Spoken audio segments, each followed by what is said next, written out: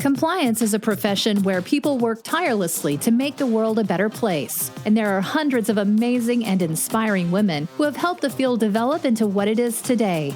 Great Women in Compliance is part of the Compliance Podcast Network, so join Mary, Shirley, and Lisa Fine as they talk with women in compliance who are making a difference. Hi, welcome to the Great Women in Compliance podcast on the Compliance Podcast Network, hosted by Mary, Shirley, and me, Lisa Fine. Today's guest is someone who I've been hoping would join the podcast for a while, and I'm just so happy she's here. Ann Sultan is a partner at Miller Chevalier and has a very broad-based practice. She's a native Russian speaker. She's the practice lead for the firm's Europe-Caucasus-Asia Practice Group, and that one's hard for me to say. And she assists companies and individuals doing business in Eastern Europe and Central Asia, as well as in the U.S. and all over the world. In the U.S., Ann currently serves in a leadership role on an independent monitor team focusing on human resources issues, including harassment and discrimination. And that's on behalf of a regulatory agency in Massachusetts. Recently, Ann was recognized in Who's Who Legal in their 2022 investigations guide and by Global Investigations Review as an international top 40 under 40 for investigations. And as I've given you a mouthful and a lot of words on all of this, in all of my discussions with Ann about substance and just generally ethics and compliance, she is one of those really good kinds of outside counsel. She both provides helpful legal analysis and at the same time understands and balances reality that we as in-house people deal with every day. So now that I've talked about you, Ann, thank you for being here. Can you tell us a little bit about how you got into compliance in your practice area? Lisa, thank you so much for having me on the podcast. I've really been looking forward to doing this for a while. So thank you. And I'm glad the timing finally worked out. The way that I got into investigations and compliance was really a lot of chance, luck, and a little bit of bad timing. So when I was a second year associate doing general corporate work, M&A financings, the usual in that realm, my husband got a job in DC that we didn't want to turn down. So I went on the job market, and I joke that we have a pretty equitable relationship. So I've told him he got one move and I get the next one, which means we're not going anywhere. But I was basically in a panic, and I posted my resume on LinkedIn, and I was trying to get a job in DC because we had been based in Boston for a few years, and a recruiter called me out of the blue. And I usually ignore those calls, as many of us do, but this one I picked up, and she said that Miller and Chevalier was looking for a Russian-speaking junior associate for their international group who could be focused on FCPA investigations. And so I applied to the job with a lot of interest and very little experience. And I absolutely love the work and the people, but the thing that won me over at the beginning was that I actually was offered the job when I was 5 months pregnant with my second child. And the firm didn't know, but I wanted to make sure to tell them before accepting the offer so that I knew what would happen in terms of maternity leave, benefits, and if it was even a place where I wanted to work after sharing that kind of news in response to a job offer. So anyway, I was so nervous telling them, and my recruiter was nervous and probably a bit annoyed as well. But I called Kate Atkinson, who was then the head of the international department and is now chair of the firm. And I'm sure my voice was shaking, and I'm sure I apologized for having a baby, even though no one should apologize for having a baby. Anyway, Kate replied in exactly the way you would want from a leader and a role model and an employer, with a congratulations and describing the firm's generous maternity leave policy, which they were going to extend to me, even though they absolutely didn't need to. And so that is how I started in FCPA investigations. And Ann, I just wanted to say with that, I think that that's really fantastic. Is shocking no one, our audience is very strongly skews female. And it really is a thing where, I think it's a really good statement coming from a corporate law firm, that not only was the reaction so positive, but it was probably a way that, ultimately brought you to feel really a part of the firm much earlier than you may have otherwise. Absolutely. It completely won my loyalty, and I just, started with such a positive impression of the firm. And it made me feel like I could have a very long career there, that it wasn't a place that just churned out associates until they burned out. So then Was that the beginning of your investigations life? What happened next? Yeah, that really was. I worked on investigations, including that one that needed the Russian language skills, for a few years, but it quickly came to understand that investigations and compliance really go hand in hand. And in order to properly understand issues and advise clients, you have to understand how a company functions on the inside. You have to understand its processes, its decision-making and approval structure, and be able to do a true root cause analysis. Because without that, investigations are really just a game of whack-a-mole with no real resolution of the underlying weaknesses that could exist in a compliance program. And so I ended up basically splitting my time between investigations and compliance and learning both sides of that and getting involved in monitorships, as you mentioned. So, I mean, you've talked a little bit right now about Eastern Europe, and as you're a native Russian speaker. So let me just go on to that. You started in there, but right now is a really unique time. What do you see going on? The biggest questions from clients in that region in terms of ethics and compliance? Yeah, it's certainly an interesting time. Most questions right now are really related to sanctions and sanctions compliance. Sanctions obviously have exploded since Russia's invasion of Ukraine at the end of February and have been expanding rapidly ever since. So companies are trying to ensure that they comply with existing sanctions, US sanctions, EU sanctions, some Russian sanctions, and other countries. And they're trying to anticipate future ones so that they can be prepared, or they're just making the decision to de-risk completely or stop operations in Russia and are seeking advice on how to do that without violating sanctions. One of the sanctions is that you can't engage in new investment in Russia. And so there's a lot of questions of, well, what exactly can we do and how can we stop our operations in a way that doesn't put us in breach of anything? Yeah, and from an in-house side, we work in learning and education technology. There are people who may be using certain products from us who are not. The sanctions are very important, but there's also this very human aspect of people, for example, who may be wanting to take tests for their future education, or we're doing online courses. And how do you handle that now and going forward, like you said, to avoid both being in breach and to deal with risks? I mean, no one would be surprised. I mean, it's at our website, discussion too. It's a really hard question, and I think it's a slightly different context for that. But after that, I think we should talk a little bit more, especially because you have so much experience on something that is a little less in Eastern, you're Eastern European specific, but kind of the world as a whole, and some of the sexual harassment, discrimination type investigations and issues. I think it's always hard in-house. Sometimes you have different parts of the organization working on different things. But if you can talk about this discrimination, even with the DEI, as a compliance issue, and I know we both could talk about Activision for hours.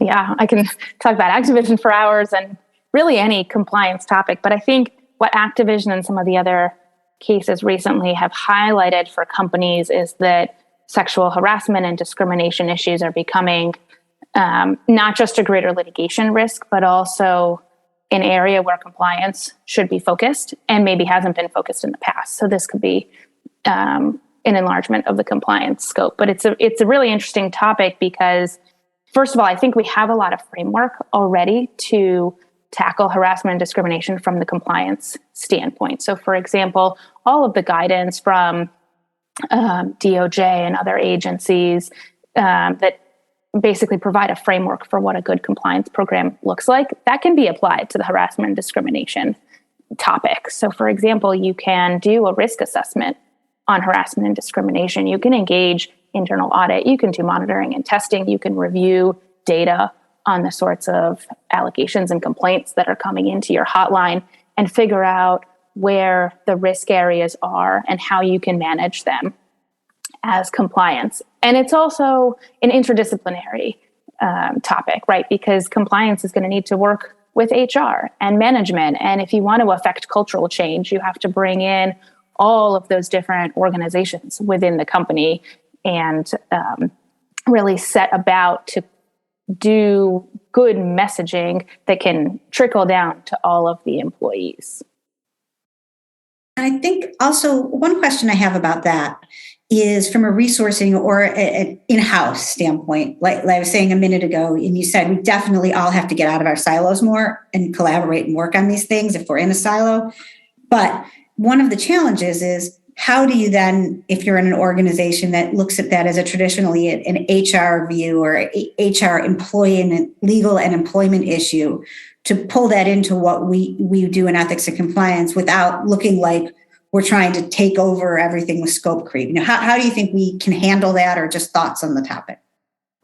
Yeah, that's a great question. I think it's actually one of those areas that can probably stay mostly under HR or be tweaked depending on the particular nuances of the company. It doesn't have to just shift over to be under legal or under compliance.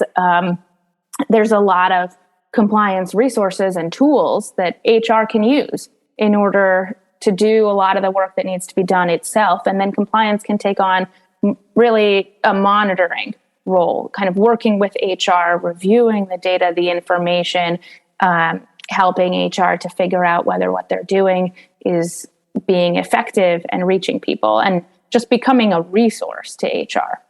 Yeah, no, I think that makes sense. I especially think, especially in light of Activision and Blizzard, to this day, every time I see something new that comes out about that, it just amazes me more and more. And I think when it comes back to that, just the ongoing behaviors just seem more and more remarkable to me by now. What to you has been like the most striking thing about that, kind of as it's gone on and on? It's exactly what you said, the ongoing behaviors. I'm always surprised at how long things go on before someone does something meaningful to stop them. And it's interesting because oftentimes, like, there will be a particular wrongdoer, right? Like a serial harasser, right? Who then is terminated, leaves the company for whatever reason, and they're kind of out of the picture. And there will be a group of people who says, okay, the problem has been solved. Yeah. And the problem has not been solved, because if this was able to go on for 3 years, 5 years, however long, right? You have a problem that still needs to be addressed, and addressed head on, in order to make sure that there aren't general controls weaknesses in the company, cultural weaknesses, reporting weaknesses that somebody else can't just take advantage of to do the same thing or something else that's wrong. Yeah, this is not just limited to harassment type issues. There are things all the time. And then, the other part people will say, or is, this person, we've solved the problems, first of all, but second of all, the person who made the allegations was wrong. Or if somebody loses a job, you have people who think, well, the person who said something didn't understand that it was all a joke, or it's the root causes don't change. If one person gets around an ABC policy, other people are going to figure it out too. You do have to punish wrongdoers if they actually knew what they were doing. But I think it's a real challenge also when you do. I've rarely seen situations where someone has zero fans in the entire company. Absolutely. And not everybody leaves when the wrongdoer leaves. So you have to change the culture that's left. Right. Change the culture, and also, move it, make it evolve. And also there are some people that may become part of the culture that then, once they realize a different way, become the biggest advocates of doing the right thing too. I always get kind of excited about them, people who are actually converted. Those are the best stories. Yeah, I know. People that will reach out to me because something went wrong, and I never realized this was a problem, and it was genuine. And now over the last couple of years, you hear back, they're like, I just was a little concerned about X, Y, or Z. And even though most of those things they don't need to worry about, it just says, look, we built trust that you'd rather do it this way than what was in the past. It's constant, and all these other things.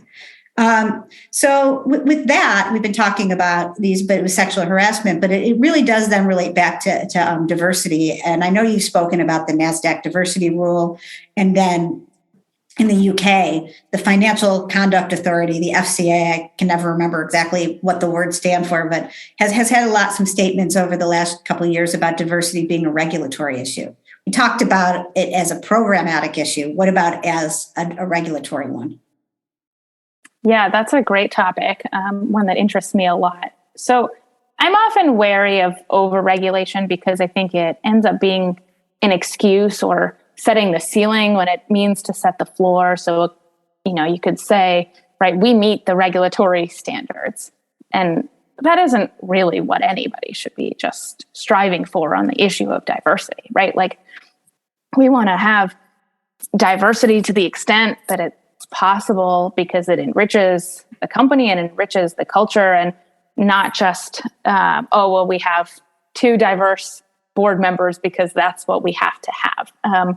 But I think the NASDAQ rule and what's come out from the FCA, it doesn't create necessarily those problems, because what they're regulating is the disclosure of diversity rather than actual diversity metrics. So that, I think, is good. We should know how diverse companies are. Shareholders should know that. Employees should know that. That's great information to get out into the market. One thing that I was reading from the FCA actually was they reported on research that found that greater gender diversity improves risk management culture and decreases the frequency of misconduct fines. They said it in the context of European banks, but I'm sure it's true in many other industries as well. And from that perspective, that's just a great statement for a regulatory agency to be making, that they from their perspective are also valuing diversity, right? And they have set their own goals for how diverse the FCA leadership should be, and they're being pretty transparent about the fact that they missed their goals for 2020, but they're aiming at further goals in the next few years. Yeah. One thing that I really also liked about that, the transparency, the tie about it, was focusing on leadership within what they're putting out there. It isn't, as an organization, these are our goals. It's from a leadership standpoint, and bringing in a very deep pop culture moment of the last couple of weeks. As I did watch that Abercrombie and Fitch documentary, as a little before, I was more in the Benetton generation. But with that said, one of the parts that I just reminded me of, even how things you don't think will relate may eventually relate, is they're showing about where Abercrombie is now in terms of increasing diversity within its population as a whole. And then as you look at it, and it's, kind of when it comes to more, senior management and higher, more senior roles in the company, it becomes much less diverse. And we see that in a lot of places. But it made me start thinking again about, well, that's what the next step is. So I like, to relate back to compliance, if you are weeding people out earlier on and somehow you're not diverse, you're missing risks. So you have to look at the pipeline and the leadership to make sure as well that if leaders exit for various reasons, that there are others who are getting prepared to take those places as well. Especially, I agree. I think it's a risk. It's a huge risk issue. And the group I always mention whenever I can is the NABCRUMP in particular globally, which is for Black risk compliance and management professionals. And their founder has had the point that I just stick to all the time. If you don't have the diverse table talking about the risks, that's a risk in itself, because you don't have anything that's diversity in any way, shape, or form. Yeah, couldn't agree more. So with that, one of the other things that's interesting about your career is you are one of the few people I think we've spoken to that in the podcast that really has a pretty much exclusively law firm practice, though you have done several secondments, I know, over time. So you've been in-house as well. So I just wanted to get your viewpoints as a woman who is a partner in a law firm, chairs part of a practice, and started out in that, your viewpoint on either advice or things you wished you knew, just because I think, there are people who really look at this and think, I want to be a partner in one of these kinds of firms, and this is my goal. And what could you say to help someone in that position? I wish someone had told me not to worry so much about everything. When I was really junior in my career, I felt a lot of pressure to stay on the quote unquote path at all costs. And it was a completely self-inflicted pressure, but it was based on these horror stories I had heard from other women who had stepped away or stepped back for whatever reasons from their careers, and how hard it was for them to get back into the thick of things or to get the jobs that they wanted afterwards. And so I told myself that I was going to just power through everything. And although it worked out for me and I love my career and my family and everything, it wasn't a healthy attitude, and it wasn't a good way to go about building my career.